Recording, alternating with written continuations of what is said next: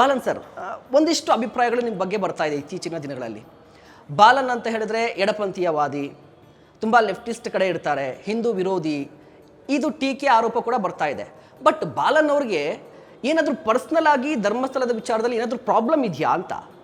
ಧರ್ಮಸ್ಥಳ ವಿಚಾರದಲ್ಲಿ ಏನು ಪ್ರಾಬ್ಲಮ್ ನನಗೇನಿಲ್ಲ, ಅವ್ರಿಗೂ ನನಗೆ ಏನು ತೊಂದರೆ ಇಲ್ಲ. ಓಕೆ, ನಾನು ಹಿಂದೂ ವಿರೋಧಿ ಅಂದರೆ ಯಾವ ಕಾನ್ಸೆಪ್ಟಲ್ಲಿ ಹೇಳ್ತಾರೆ ಗೊತ್ತಿಲ್ಲ. ಬೆಂಗಳೂರಲ್ಲಿರೋ ಎಲ್ಲ ಪೌರ ಕಾರ್ಮಿಕರು, ಒಳಚರಂಡಿ ಕ್ಲೀನ್ ಮಾಡೋರು, ಅವ್ರ ಭಾಷೆಯಲ್ಲಿ ಹಿಂದೂಗಳೇ. ಅವ್ರಿಗೆ ಒಂದು 25 ವರ್ಷದಿಂದ ಕೆಲಸ ಮಾಡ್ತಾಯಿದ್ದೀನಿ. ಇಡೀ ಕರ್ನಾಟಕದಲ್ಲಿ ಬಂಡೆ ಹೊಡೆಯೋರು, ಕಟ್ಟಡ ಕಟ್ಟೋರು, ಅಮಾಲರು, ಕಾಂಟ್ರಾಕ್ಟ್ ಲೇಬರ್ಸು, KGF ಅಲ್ಲಿ ಇದೂ ಒಂದು 35-40 ವರ್ಷದಿಂದ ಕೆಲಸ ಮಾಡ್ತಿದ್ದೀನಿ. ಇವರಲ್ಲಿ 90% ಹಿಂದೂಗಳೇ. ಸೊ ಈಗ ಕೇಸ್ಗಳು ಸುಮಾರು ಕೇಸ್ ಫ್ರೀಯಾಗಿ ನಡೆಸ್ತೀನಿ. ರೇಸ್ ಕೋರ್ಸಲ್ಲಿನೂ ವರ್ಕ್ ಮಾಡ್ತೀನಿ. ಕೂಲಿ ಕೊಡಿಸೋದು, ಬೋನಸ್ ಕೊಡಿಸೋದು, DA ಕೊಡಿಸೋದು, ಅವ್ರ ಕೆಲಸದ ಭದ್ರತೆ, ಸಂಬಳದ ಭದ್ರತೆ, ಸಾಮಾಜಿಕ ಭದ್ರತೆ, ಇದು ನನ್ನ ಕೆಲಸ. ನಾನು ಧರ್ಮದ ವಿರೋಧವಾಗಿ ಎಲ್ಲಿ ಪ್ರಚಾರಕ್ಕೂ ಹೋಗಿಲ್ಲ, ಏನೂ ಮಾಡಿಲ್ಲ. ಆಯಿತಾ? ಓಕೆ. ಪರ್ಸ್ನಲಿ ಕೇಳಿದರೆ ನಾನು ಯಾವ ದೇವರು ನಂಬೋದು, ಪೂಜೆ ಪುನಸ್ಕಾರ ಮಾಡಲ್ಲ, ಅದರಲ್ಲಿ ನಮಗೆ ನಂಬಿಕೆ ಇಲ್ಲ. ಪೂಜೆ ಪುನಸ್ಕಾರ ಮಾಡಲ್ಲ ಬಾಲನ್ ಸರ್ ಅವರು. ಅದೇ ಕಾರಣಕ್ಕಾಗಿ ಧರ್ಮಸ್ಥಳದ ವಿರುದ್ಧ ಮಾತನಾಡ್ತಾರೆ, ಅಲ್ಲಿನ ಧರ್ಮಾಧಿಕಾರಿಗಳ ವಿರುದ್ಧ ಮಾತಾಡ್ತಾರೆ. ಇಲ್ಲ, ಇದು ತಪ್ಪು ಕಲ್ಪನೆ. ಧರ್ಮಸ್ಥಳದಲ್ಲಿ ಸೀರೀಸ್ ಆಫ್ ಮರ್ಡರ್ಗಳು ನಡೆದಿದೆ. ಅದು ನಾನು ಕಣ್ಣಾರೆ ಕಂಡಿರೋ ಸಾಕ್ಷಿನ ಇಲ್ಲ. ಓಕೆ. ಅವ್ರಿಗೆ ವಕಾಲತ್ ಒಗ್ಸಿದಿನ ಇಲ್ಲ. ನೋಡಿ, ಇಡೀ ಅಮೆರಿಕಾದಲ್ಲಿ ಒಂದು ಹೆಣ್ಣು ಮಕ್ಕಳನ್ನ ಅತ್ಯಾಚಾರ ಮಾಡಿದ್ರೇನು ತಪ್ಪಾಗುತ್ತೆ. ಓಕೆ. ಹಿಟ್ಲರು ಆಶ್ವಿಚಲ್ಲಿ 1200 ಹೆಣ್ಣು ಮಕ್ಕಳನ್ನ ಅತ್ಯಾಚಾರ ಮಾಡಿ, ಕೊಲೆ ಮಾಡಿ ಊತಾಕ್ತಾನೆ. ಈಗಲೂ ಅದ್ರ ಬಗ್ಗೆ ನಾವು ಮಾತಾಡ್ತೀವಿ. ಮೇಡೆ ಕಾರ್ಮಿಕರ ಮೇಲೆ ದಾಳಿ, ಅದ್ರ ಬಗ್ಗೆನೂ ಮಾತಾಡ್ತೀವಿ. ಫ್ಲಾಯ್ಡ್ಸ್ ಅನ್ನೋ ಒಂದು ನೀಗ್ರೋವನ್ನ ವೈಟ್ ಪೊಲೀಸ್ ಮ್ಯಾನ್ ಕೊಲ್ತಾನೆ. ಆ ವೈಟ್ ಪೊಲೀಸ್ ಮ್ಯಾನ್ ವಿರೋಧ ನಾವು ಹೋರಾಟ ಮಾಡಿದ್ವಿ. ಅಂದರೆ ಯಾವ ಮನುಷ್ಯರ ಮೇಲೆ ದಾಳಿ ಆದ್ರೇನೋ ನಾವು ಅದು ಸರಿಯಲ್ಲ ಅಂತೀವಿ. ಅದು ಯಾವುದೇ ಜಾತಿ ಇರಲಿ, ಯಾವುದೇ ಧರ್ಮ ಇರಲಿ, ಯಾವುದೇ ರೇಸ್ ಇರಲಿ, ಯಾವುದೇ ಬಣ್ಣ ಇರಲಿ, ಯಾವುದೇ ದೇಶ ಇರಲಿ, ನಾವು ಮಾನವ ಹಕ್ಕುಗಳ ಮೇಲೆ, ಮಾನವರ ಮೇಲೆ ನಂಬಿಕೆ. ಅಂದರೆ ಭೂಮಿ ಅಂದರೆ ಅದು ದೇಶ ಅಂತಾರೆ. ದೇಶ ಅಂದರೆ ಬರೀ ಮಣ್ಣ, ದೇಶ ಅಂದರೆ ಜನರು, ಮನುಷ್ಯರು. ಎಲ್ಲ ಮನುಷ್ಯರಿಗೂ ಊಟ ತಿಂಡಿ, ಎಲ್ಲ ಮನುಷ್ಯರಿಗೆ ವಿದ್ಯಾಭ್ಯಾಸ, ನೀರು, ಮನೆ, ಎಜುಕೇಷನು, ಸ್ಪೋರ್ಟ್ಸು, ಒಳ್ಳೆ ಬಟ್ಟೆ ಎಲ್ಲರಿಗೂ ಸಿಗಬೇಕು ಅಂದು ಕೇಳೋದು ಲೆಫ್ಟಿಸಮ್ ಅಂದರೆ ಏನು ಅರ್ಥ ಮಾಡ್ಕೊಂಡಿದ್ದೀರಾ ಗೊತ್ತಿಲ್ಲ. ಒಂದು ಮಾತಿದೆ, ಲೆಫ್ಟಿಸ್ಟ್ಗಳು ಅಂತ ಹೇಳಿದ್ರೆ ನಕ್ಸಲೈಟ್ಗಳು ಅಂತ. ಅದು ತಪ್ಪು ಕಲ್ಪನೆ. ಇಂಡಿಯಾದಲ್ಲಿ CPI ಇದೆ, CPM ಇದೆ. CPI ಮುಖ್ಯಮಂತ್ರಿಗಳಿದ್ರು, CPM ಅಲ್ಲಿ ಮುಖ್ಯಮಂತ್ರಿಗಳು 3 ಜನ ಒಂದೇ ಟೈಮಲ್ಲಿ ಇದ್ದರು. ಅಪೋಸಿಷನ್ ಲೀಡ್ರು ಇದ್ದರು, ಅಪೋಸಿಷನ್ ಲೀಡ್ರು ಕೂಡ CPMನಲ್ಲಿ ಇದ್ದರು. ಇವರು ಎಲ್ಲ ಈಗ ಇಂದಿರಾ ಗಾಂಧಿ, ಭೂಪೇಶ್ ಗುಪ್ತಾ ಇವ್ರ ಮಧ್ಯದಲ್ಲೆಲ್ಲ ಕೂಡ ಡಿಸ್ಕಷನ್ ನಡೀತಿತ್ತು. ಇಡೀ ದೇಶಕ್ಕೆ ಸ್ವತಂತ್ರ ಹೋರಾಟದಲ್ಲಿ ಯಾರು ಎಡಪಂಥೀಯರು ತಾವು ಹೇಳ್ತೀರಾ, ಅವ್ರು ಸುಮಾರು ಜನ ಹುತಾತ್ಮರಾಗಿದ್ದಾರೆ, ಜೈಲಿಗೆ ಹೋಗಿದ್ದಾರೆ, ಹೋರಾಟ ಮಾಡಿದ್ದಾರೆ. ಸುಮಾರು ಜನ ಸ್ವತಂತ್ರ ಬಂದ ನಂತರ ನಮಗೆ ಪೆನ್ಷನ್ ಕೂಡ ಬೇಡ ಅಂದು ರಿಜೆಕ್ಟ್ ಮಾಡಿದ್ರು, ಅವರಿಗೆ ಬಂದಿಲ್ಲ. ಓಕೆ. ಜನಸೇವೆ, ಲೆಫ್ಟಿಸ್ಟ್ ಅಂದ್ರೆ ತ್ಯಾಗ, ಜನಸೇವೆ, ನೋ ಸೆಲ್ಫಿಶ್ನೆಸ್. ಕಮಿಷನ್ ಹೊಡೆಯೋರಲ್ಲ, ಭ್ರಷ್ಟಾಚಾರ ಮಾಡೋರಿಲ್ಲ. ಓಕೆ. ಮಹಿಳೆಯರಿಗೆ ಮರ್ಯಾದೆ ಕೊಡೋರು. ಲೆಫ್ಟಿಸ್ಟ್ಗಳು ಅಂತ ಹೇಳಿದ್ರೆ ನಿಸ್ವಾರ್ಥಿಗಳು ಅಂತ ನೀವು ಹೇಳ್ತಾ ಇದ್ರಿ. ಹಾಗಾದ್ರೆ ಈಗ ಒಂದು ಆರೋಪ ಕೂಡ ಬರ್ತಾ ಇದೆಯಲ್ವಾ, ಧರ್ಮಸ್ಥಳದ ವಿರುದ್ಧ ಲೆಫ್ಟಿಸ್ಟ್ಗಳು, ಎಡಪಂಥೀಯರು ಷಡ್ಯಂತ್ರವನ್ನ ರೂಪಿಸ್ತಾ ಇದ್ದಾರೆ. ಆ ಷಡ್ಯಂತ್ರದ ಭಾಗದಲ್ಲಿ, ಆ ಷಡ್ಯಂತ್ರದಲ್ಲಿ ಎಸ್ ಬಾಲನ್ ಇದ್ದಾರೆ. ಷಡ್ಯಂತ್ರ, ಪಿತೂರಿ, ಇಂಗ್ಲಿಷಲ್ಲಿ ಕಾನ್ಸ್ಪಿರಸಿ, ಇದೆಲ್ಲ ಕಿತಾಪತಿ. ಇದು ಕಿತಾಪತಿ ಮಾಡೋದು ಸುಳ್ಳದು. ಧರ್ಮಸ್ಥಳದಲ್ಲಿ 79 ಕೊಲೆಗಳು ಆಗುತ್ತೆ. ಆ FIRಗಳನ್ನು ನಾನು ಓದಿದ್ದೀನಿ. ಕಾಲಮ್ ನಂಬರ್ 4 ಆಫ್ FIR ಅಲ್ಲಿ ಸ್ಥಳ, ಕೃತ್ಯ ನಡೆದ ಸ್ಥಳ, ಸೀನ್ ಆಫ್ ಅಕರೆನ್ಸ್ ಧರ್ಮಸ್ಥಳ ಎಂದು ಬರುತ್ತೆ.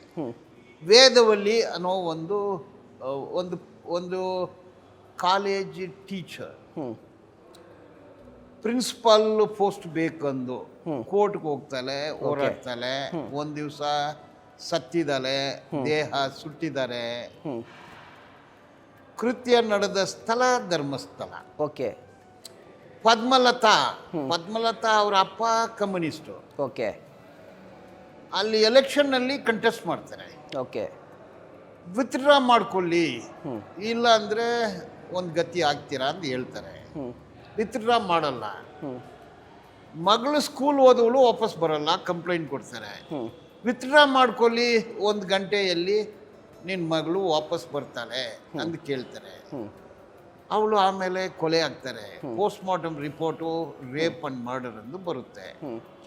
ಕೃತ್ಯ ನಡೆದ ಸ್ಥಳ ಧರ್ಮಸ್ಥಳ. ಓಕೆ ನಾನು ಹೇಳೋದೆಲ್ಲ ನಾನು ಕಲ್ಪನೆಯಲ್ಲಿ ಹೇಳ್ತಾ ಇಲ್ಲ, ಇದು FIR. ತನಿಖಾಧಿಕಾರಿ ಜಗನ್ನಾಥ್ ರೈ ತನಿಖಾಧಿಕಾರಿ ತನಿಖೆ ಮಾಡ್ತಾರೆ. ಬಂಧಿಸುವ ಸಂದರ್ಭದಲ್ಲಿ ಅವ್ರನ್ನ ವಾಪಸ್ ತಗೊಳ್ತಾರೆ. ಬೇರೆ ಒಂದು DSPಗೆ ತನಿಖೆ ಕೊಡ್ತಾರೆ. ಇವತ್ತು ಪೆಂಡಿಂಗ್ ಇದೆ. ಓಕೆ ಸೌಜನ್ಯ ಗೌಡ್ರ ಹುಡುಗಿ. ಸೌಜನ್ಯದು ನಾನು ಜಡ್ಜ್ಮೆಂಟು ಓದಿದ್ದೀನಿ, FIR ಕೂಡ ಓದಿದ್ದೀನಿ. ಅನ್ನೋನ್ ಪರ್ಸನ್ಸು, ಅವನು ಯಾರೋ ಸಂತೋಷ್ ರಾವ್ ಅನ್ನೋನ್ನ ಬಂಧಿಸ್ತಾರೆ, ಚಾರ್ಜ್ ಶೀಟ್ ಹಾಕ್ತಾರೆ. ಅವನಿಗೆ ಪಿಮೋಸಿಸ್ ಅನ್ನೋ ಕಾಯಿಲೆ ಇದೆ. ಪಿಮೋಸಿಸ್ ಇರೋವನು ರೇಪ್ ಮಾಡೋಕ್ಕೆ ಬರೋದಿಲ್ಲ. ಅವನು ಒಂದು ಹೋಟ್ಲ್ ಕೆಲಸಗಾರ. ಅವನನ್ನು ಈಗ black belt, brown belt, red belt ಅಂತ ಹೇಳ್ತಾ ಇದ್ದಾರೆ. ಯಾಕೆ ಹೇಳ್ತಾ ಇದ್ದಾರೆ?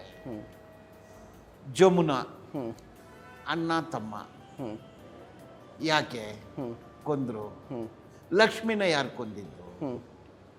ಸೊ ಆ ಥರ ಸುಮಾರು ಮರ್ಡರ್ಗಳು ಆಗಿದೆ. ಓಕೆ, ಈ ಎಲ್ಲ ಮರ್ಡರ್ಗಳ ನಡುವೆ ಅಥವಾ ಈ ಕೊಲೆಗಳ ಹಿಂದೆ ಯಾರಿದ್ದಾರೆ ಅಂತ ನಿಮ್ಗೆ ಅನಿಸ್ತಾ ಇದೆ? ನಾನು ಮನುಷ್ಯರು ಇರೋಕ್ಕೆ ಸಾಧ್ಯ ಇಲ್ಲ. ಒಂದು ಕ್ರೂರ ಪ್ರಾಣಿ ಇರಬೇಕು. ಇಲ್ಲಾಂದರೆ ಒಂದು 15, 16, 17 ವಯಸ್ಸು ಹುಡುಗಿಯರು ಹೋಗಿದ್ದು ಯಾರು? ಎತ್ಕೊಂಡು ಹೋದ್ರು. ಅತ್ಯಾಚಾರ ಮಾಡಿದ್ದು ಯಾರು? ಅತ್ಯಾಚಾರ ಮಾಡಿದ ಮೇಲೆ ಕೊಲ್ಲೋದು ಯಾಕೆ? ಕೊಂದ ಮೇಲೆ ಆ ಬಾಡಿನೇ ಸುಟ್ಟಾಕೋದು, ಆಸಿಡ್ ಹಾಕೋದು ಯಾಕೆ?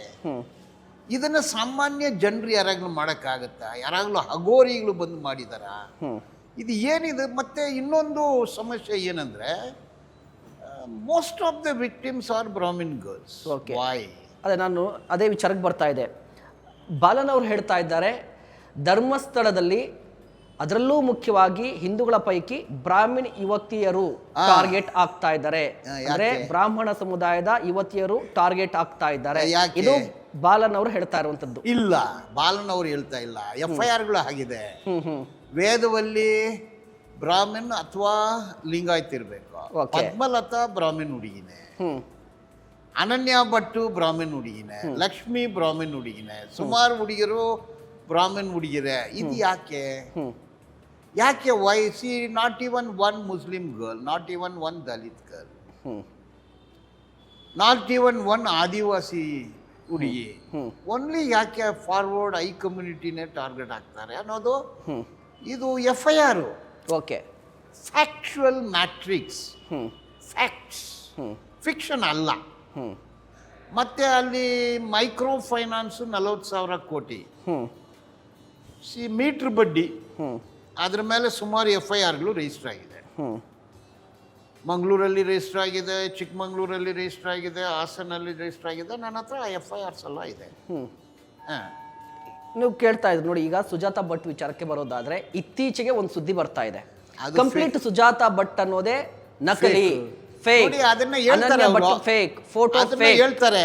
ಅದನ್ನ ಇಟ್ಕೊಂಡು ಬಾಲನ್ ಸರ್ ಹೇಳ್ತಾರೆ ಧರ್ಮಸ್ಥಳದ ವಿರುದ್ಧ ಮಾತಾಡ್ತಾರೆ. ಇಲ್ಲ, ಈಗ she was MBBS student, first year student, ಅನನ್ಯ ಭಟ್. ಓಕೆ, ನೋಡಿ, MBBS ಸ್ಟೂಡೆಂಟಾ ಇಲ್ವಾ ಅಂದರೆ, ನಿಮ್ಮಂಥ ಮಾಧ್ಯಮದವರು ಎನಿಬಡಿ ಎಲ್ಸ್ ಆ ಮೆಡಿಕಲ್ ಕಾಲೇಜಲ್ಲಿ ಆ ವರ್ಷದಲ್ಲಿ 2003ನಲ್ಲಿ ಅನನ್ಯ ಭಟ್ ಅನ್ನೋ ಹುಡುಗಿ ಇಲ್ವಾ? ಈ ಸ್ಕೂಲ್ ಅಥಾರಿಟೀಸ್ ಹೇಳಬೇಕಾ? ನಿನ್ನೆ ನಾನು ರಿಪಬ್ಲಿಕ್ ಟಿ ವಿನಲ್ಲಿ ಒಂದು ಡಿಸ್ಪ್ಲೇ ಮಾಡಿದ್ದು.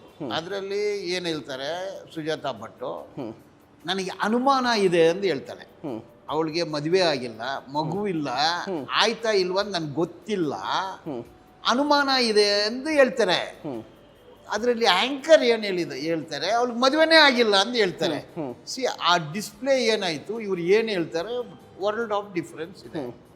ಅಲ್ಲ, ನೀವು ಹೇಳ್ತಾ ಇದ್ರಿ ನೋಡಿ, ಸುಜಾತಾ ಭಟ್ ಅವ್ರಿಗೆ ಮದುವೆ ಆಗಿಲ್ಲ. ಮದುವೆ ಅನ್ನೋದು ಪದ್ಧತಿ, ಮಕ್ಕಳಾಗೋದು ಪ್ರಕೃತಿ, ಅದು ನಾರ್ಮಲ್ ಆಗಿ ಮಾತಾಡಿದ್ರೆ. ಆದರೆ ಅನನ್ಯ ಭಟ್ ಅನ್ನುವಂಥ ಕಾನ್ಸೆಪ್ಟ್ ಅಥವಾ ಆ ಪಾತ್ರನೇ ಇಲ್ಲ, ಆ ಪಾತ್ರನೇ ಇಲ್ಲ. ಇವತ್ತು ಕೂಡ ಹೇಳ್ತಾರೆ, ಒಂದು ಫೋಟೋಗೆ ಸಂಬಂಧಪಟ್ಟಂತೆ ಹೇಳ್ತಾರೆ. ನಾನು ಅದನ್ನ ಕನ್ನಡದಲ್ಲಿ ಅವ್ರು ಹೇಳೋದನ್ನು ಕೇಳಿಸ್ಕೊಂಡೆ. ಅವ್ರು ಏನು ಸ್ಪಷ್ಟವಾಗಿ ಹೇಳಿಲ್ಲ, ಸಮಸ್ಯೆವಾಗಿ ಮಾತಾಡ್ತಾರೆ. ಅದನ್ನ ಕ್ರಿಯೇಟಿವ್ ಮಾಡ್ಬೋದು, ಅದು ಅಫಿಷಿಯಲ್ ಆಗಿ ಹೇಳ್ಬೇಕು. ಈಗ ನಾವು ಅನನ್ಯ ಭಟ್ ಬಗ್ಗೆ ಈಗ ಅದು ಬರ್ತಾ ಇದೆ, ನಾವೇನು ಅದರ ಬಗ್ಗೆ ಹೋರಾಟ ಮಾಡಿಲ್ಲ. ಓಕೆ, ಸಿ ಸೌಜನ್ಯ ಅನ್ನೋದು ಒಂದು ಹುಡುಗಿ ಇದ್ಲ ಇಲ್ವಾ, ಪದ್ಮಲತಾ ಅನ್ನೋದು ಒಂದು ಹುಡುಗಿ ಇದ್ಲ ಇಲ್ವಾ, ಲಕ್ಷ್ಮಿ ಅನ್ನೋ ಹುಡುಗಿ ನಿಜಾನ ಇಲ್ವಾ? ಈಗ 5 ಹಿಂಗ್ ಬಂದ್ರೆ 1 ಇಟ್ಕೊಂಡು 5 ಮ್ಯಾಚ್ ಮಾಡೋದಿದೆಲ್ಲ. ನಾನು ಏನು ಹೇಳ್ತೀನಿ ಅಂದ್ರೆ, ಇದು ಕ್ರೂರ ವಿಷಯ ಎಲ್ಲಿ ನಡೆದಿಲ್ಲ. ಒಂದು ಮನುಷ್ಯ ಮಾಡೋ ಕೆಲಸ ಇಲ್ಲ. ಓಕೆ ಓಕೆ, ನಾನು ಇಂಥ ಮನುಷ್ಯ ಅಂದು ಎಲ್ಲಿ ಹೇಳ್ದೆ, ನಾನು ಧರ್ಮಸ್ಥಳ ಅಂತ ಹೇಳ್ತೀನಿ. ಓಕೆ, ಒಂದು ತಮಿಳಿನ ಯೂಟ್ಯೂಬ್ ಚಾನಲ್ ಅಲ್ಲಿ ನೀವು ಸ್ಪೆಸಿಫಿಕ್ ಆಗಿ ಅಲ್ಲಿನ ಧರ್ಮಾಧಿಕಾರಿಯ ಬಗ್ಗೆ ಮಾತನಾಡ್ತೀರಿ, ಧರ್ಮಸ್ಥಳದ ಧರ್ಮಾಧಿಕಾರಿಯ ಬಗ್ಗೆ ಮಾತನಾಡ್ತೀರಿ, ಧರ್ಮಸ್ಥಳದ ಇತಿಹಾಸದ ಬಗ್ಗೆ ಮಾತನಾಡ್ತೀರಿ. ಧರ್ಮಸ್ಥಳದ ಇತಿಹಾಸವನ್ನ ಮಾತಾಡ್ತಾ ವೀರೇಂದ್ರ ಹೆಗ್ಗಡೆಯವರ ಕುಟುಂಬ ಬ್ರಿಟಿಷರ ಗುಲಾಮರಾಗಿದ್ರು ಅನ್ನೋ ಪದವನ್ನು ಕೂಡ ಯೂಸ್ ಮಾಡ್ತೀರಿ ನೀವು. ಅದು ಏನಂದ್ರೆ gazetteer of India, government of India publication gazetteer. ಆ ಗೆಜೆಟಿಯರಲ್ಲಿ ಕುಮಾರ ಹೆಗ್ಗಡೆ ಅನ್ನೋ ಒಂದು ಕ್ಯಾರೆಕ್ಟರ್ ಬರುತ್ತೆ. ಓಕೆ, ಮುಂಡ್ರೋ ಅನ್ನೋ ಒಂದು ಬ್ರಿಟಿಷ್ ಕ್ಯಾರೆಕ್ಟರ್ ಬರುತ್ತೆ. 2 ಕ್ಯಾರೆಕ್ಟರ್ಸ್, ಒಬ್ಬ ಬ್ರಿಟಿಷು, ಒಬ್ಬ ಇಂಡಿಯನ್ನು. ಆಯ್ತಾ, ಆವಾಗ ಬ್ರಿಟಿಷ್ ಇಂಡಿಯನ್. ಈಗ ಇಂಡಿಯಾ ಅನ್ನೋದು 1947 ನಂತರ, ಅದಕ್ಕೆ ಮೊದಲು ಬ್ರಿಟಿಷ್ ಇಂಡಿಯಾ. ಬ್ರಿಟಿಷ್ ಇಂಡಿಯಾಗ ಮೊದಲು ಸಂಸ್ಥಾನಗಳು ಆಯಿತು. ಈಗ ಸಂಸ್ಥಾನಗಳು ಇದ್ದಾಗ ನಡೆದಿರೋ ವಿಚಾರ ಆಯಿತು.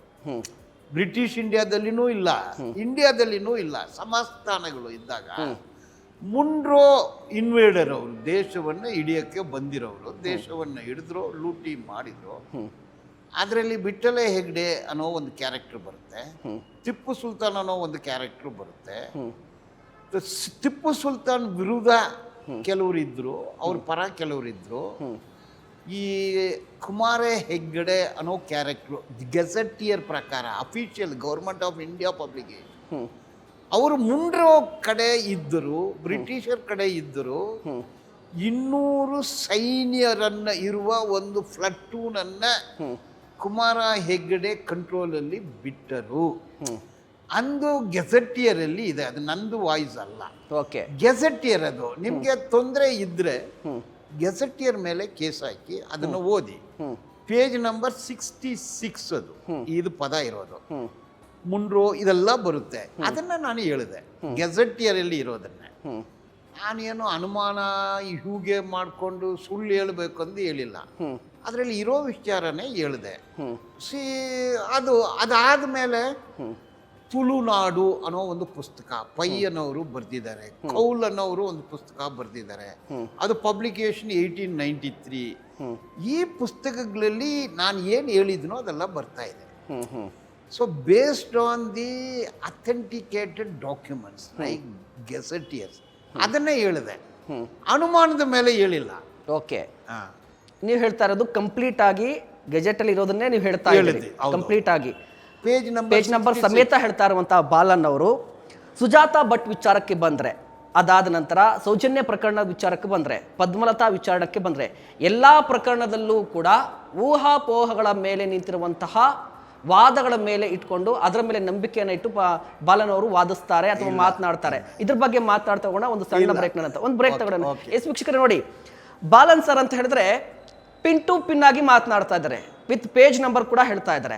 ಮಾತನಾಡ್ತಾ ಇದ್ವಿ, ಎಸ್ ಬಾಲನ್ ಅವರು ಒಂದಿಷ್ಟು ಮಾಹಿತಿಯನ್ನು ಕೊಡ್ತಾ ಇದ್ರು. ನಾನು ಆಗಲೇ ಒಂದು ವಿಚಾರವನ್ನು ಪ್ರಸ್ತಾಪ ಮಾಡಿದ್ದೆ, ಟಿಪ್ಪು ಸುಲ್ತಾನ್ ವಿರುದ್ಧ ನಿಂತಹ ಹೆಗಡೆ ಫ್ಯಾಮಿಲಿ ಅಂತ ಬಾಲನ್ ಅವರು ಈ ಹಿಂದೆ ಯೂಟ್ಯೂಬ್ ಚಾನಲಲ್ಲಿ ಹೇಳಿದ್ರು. ಅದಕ್ಕೆ ಸಂಬಂಧಪಟ್ಟಂತೆ ಒಂದು ಡೇಟಾವನ್ನು ಕೂಡ ತೋರಿಸ್ತಾರೆ ಅಂತ ಹೇಳ್ತಾ ಇರುವಂಥದ್ದು. ಬಾಲನ್ ಸರ್ ನೋಡಿ, ಧರ್ಮಸ್ಥಳ ಅನ್ನೋದು ಈಗ ಏನಾಗಿದೆ ಅಂತ ಹೇಳಿದ್ರೆ, ನಾನು ಆಗಲೇ ಒಂದು ಮಾತು ಹೇಳಿದ್ದೆ, ಬೀದರಿಂದ ಬೆಂಗಳೂರು, ಅದೇ ರೀತಿಯಾಗಿ ಮೈಸೂರಿಂದ ಮಂಗಳೂರು, ಎಲ್ಲ ಕಡೆ ಕೂಡ ಧರ್ಮಸ್ಥಳ ಧರ್ಮಸ್ಥಳ ಧರ್ಮಸ್ಥಳ ಅಂತ ಬರ್ತಾ ಇದೆ. ಬಾಲನ್ ಕಂಡಂತೆ ಧರ್ಮಸ್ಥಳ ಯಾವುದು? ಧರ್ಮಸ್ಥಳದ ಬಗ್ಗೆ ಬಾಲನ್ ಅವರು ಹೇಳ್ತಾರೆ, ಎಲ್ಲ ಮಾಹಿತಿ ನನಗೆ ಗೊತ್ತಿದೆ ಅಂತ. ಹಾಗಾದ್ರೆ ಏನು ಗೊತ್ತಿದೆ ನಿಮಗೆ? ಎಲ್ಲ ಮಾಹಿತಿ ಗೊತ್ತಿದೆ ಅಂದ್ರೆ ಯಾಕೆ ನೀವು ಆ ಪದಗಳನ್ನ ಬಳಸ್ತೀರಾ? ಧರ್ಮಸ್ಥಳ ಅನ್ನೋದು ನನಗೆ ಹೆಂಗ್ ಗೊತ್ತಾ? ಹೇಗೆ ಗೊತ್ತು? ನಾನು KGF KGF ಟು ಧರ್ಮಸ್ಥಳ ಅನ್ನೋದು ಒಂದು ಬಸ್ ಇತ್ತು. ರಾತ್ರಿ 11 ಗಂಟೆಗೆ ಕೊನೆ ಬಸ್ಸು ಬೆಂಗಳೂರಿಂದ KGFಗೆ ಧರ್ಮಸ್ಥಳ ಬಸ್ಸು. ಅದು ಧರ್ಮಸ್ಥಳ ಅಂತ ಹೇಳ್ತಿದ್ವಿ ನಾವು. ಧರ್ಮಸ್ಥಳ ಬಸ್ ಬರುತ್ತೆ. ಆ ಒಂದು ಹೆಸರೇ ಗೊತ್ತಷ್ಟೇ. ಮೊದಲು ನಾನು 2000 to 2010 daily traveller KGF to Bangalore ಬಸ್ಸಲ್ಲೇ ಟ್ರಾವೆಲ್ ಮಾಡ್ತಿದ್ದೆ, ಕಾರಿಲ್ಲ. ಸೊ ಧರ್ಮಸ್ಥಳ ಅಂದರೆ ಅದು ಒಂದು ದೇವಸ್ಥಾನ, ಜನ ಹೋಗ್ತಾರೆ ಬರ್ತಾರೆ. KGF ಇಂದ ಧರ್ಮಸ್ಥಳಕ್ಕೆ ಒಂದು ಬಸ್ ಹೋಗುತ್ತೆ. ರಾತ್ರಿ 11 ಗಂಟೆಗೆ ಅದು ಬಂದು ಕೊನೆ ಬಸ್ಸು ಬಸ್ ಸ್ಟ್ಯಾಂಡಿಗೆ ಬರುತ್ತೆ. ಧರ್ಮಸ್ಥಳ ಬಸ್ ಹತ್ಕೊಂಡ್ರೆ ನಾವು KGF ಹೋಗಿ ಸೇರ್ತೀವಿ. ಓಕೆ, ನಿಮ್ಮ ಪ್ರಕಾರ ನೀವು KGFನವರು ಮೂಲತಃ ನಿಮಗೆ ಧರ್ಮಸ್ಥಳ ಅಂತ ಹೇಳಿದ್ರೆ ಬಸ್ ನೆನಪಾಗುತ್ತೆ. ಕೇವಲ ಬಸ್ಸಿಂದ ಧರ್ಮಸ್ಥಳ ಗೊತ್ತಾಯ್ತು ನಿಮಗೆ. ಹಾಗಾದ್ರೆ ಈಗ ಇಡೀ ಧರ್ಮಸ್ಥಳದ ಬಗ್ಗೆ ಮಾತನಾಡ್ತೀರಿ, ಸ್ಥಳದ ಬಗ್ಗೆ ಮಾತನಾಡ್ತೀರಿ, ಒಂದು ಯೂಟ್ಯೂಬ್ ಚಾನಲಲ್ಲಿ ಹೇಳ್ತೀರಿ ಧರ್ಮಸ್ಥಳದಲ್ಲಿ ಅಧರ್ಮ ನಡೀತಾ ಇದೆ, ಕೊಲೆಗಳು ಆಗ್ತಾ ಇದೆ, ದರೋಡೆ ಆಗ್ತಾ ಇದೆ, ಇದೆಲ್ಲವೂ ಕೂಡ ಧರ್ಮಸ್ಥಳದಲ್ಲಿ ನಡೆಯುತ್ತಾ? ಅದು ನಿಜವಾಗ್ಲೂ ಧರ್ಮಸ್ಥಳನಾ ಅಂತ ಪ್ರಶ್ನೆಯನ್ನ ಕೇಳ್ತೀರಿ. ಈಗ ಎಲ್ಲ ಪ್ರಕರಣದಲ್ಲಿ ಸ್ಥಳ ಧರ್ಮಸ್ಥಳ. MG ರೋಡಲ್ಲಿ ಒಂದು ಕೊಲೆ ಆಯ್ತು ಅಂತ ಇಟ್ಕೊಂಡು, MG ರೋಡಲ್ಲಿ ಕೊಲೆ ಆಯ್ತು. ಇಲ್ಲಿ ಒಂದು ಅಪಘಾತ ಆಯ್ತಂದ್ರೆ ಕನಿಂಗ್ಹ್ಯಾಮ್ ರೋಡಲ್ಲಿ ಅಪಘಾತ ಆಯ್ತು. ಧರ್ಮಸ್ಥಳದಲ್ಲಿ ಅತ್ಯಾಚಾರ ಆದ್ರೆ ಧರ್ಮಸ್ಥಳದಲ್ಲಿ ಅತ್ಯಾಚಾರ ಆಯ್ತು.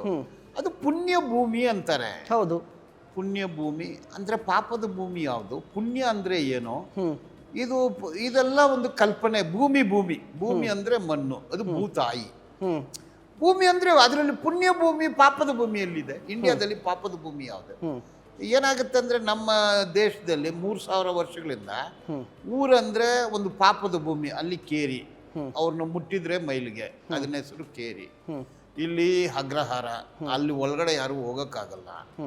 ಸೊ ಈ ತರ ತಾರತಮ್ಯ ಇದೆ. ಇದರಲ್ಲಿ ಪಾಪದ ಭೂಮಿ ಯಾವುದು, ಪುಣ್ಯದ ಭೂಮಿ ಯಾವುದು? ಹಾಗಂದ್ರೆ ಅಗ್ರಹಾರ ಪುಣ್ಯ ಭೂಮಿ, ಕೇರಿ ಪಾಪದ ಭೂಮಿನ. ಪಾಪ ಪುಣ್ಯ ಅನ್ನೋದನ್ನ ನಾನು ನಂಬೋದಿಲ್ಲ. ಓಕೆ, ಪಾಪದ ಸ್ಥಳ ಪುಣ್ಯದ ಸ್ಥಳ ಅನ್ನೋದನ್ನು ನಾನು ನಂಬೋದಿಲ್ಲ. ಅದು ಸೈಂಟಿಫಿಕಲಿ ರಾಂಗ್.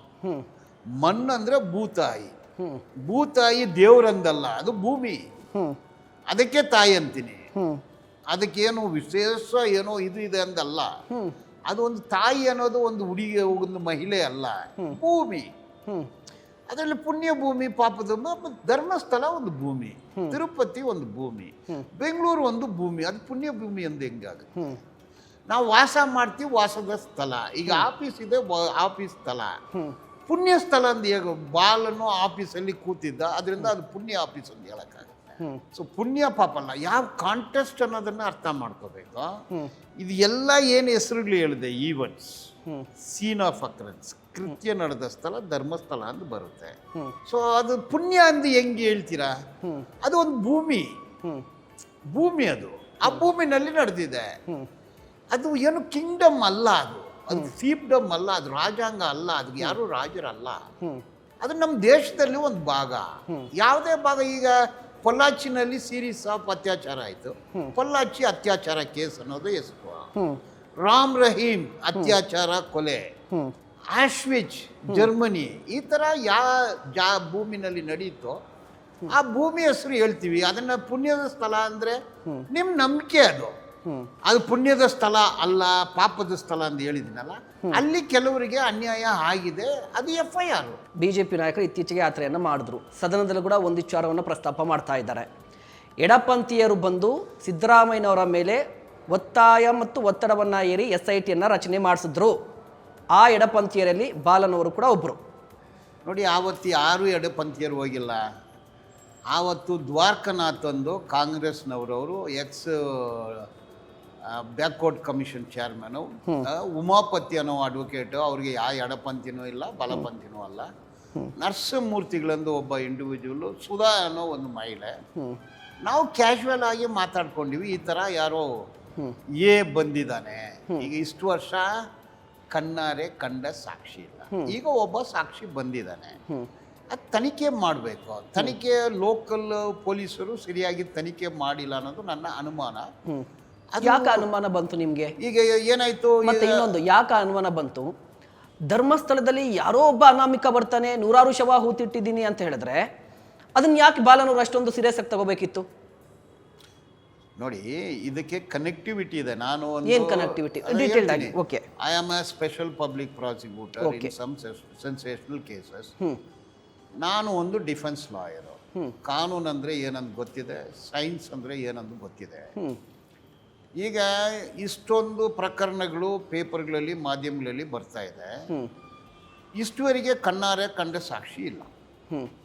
ಈಗ ಒಬ್ಬ ನಾನು ಊತ ಹಾಕಿದ್ದೀನಿ ಅಂತ ಬಂದಿದ್ದಾನೆ, ಅದು ಅಲ್ಲಿಗೆ ನಿಲ್ಲೋದಿಲ್ಲ.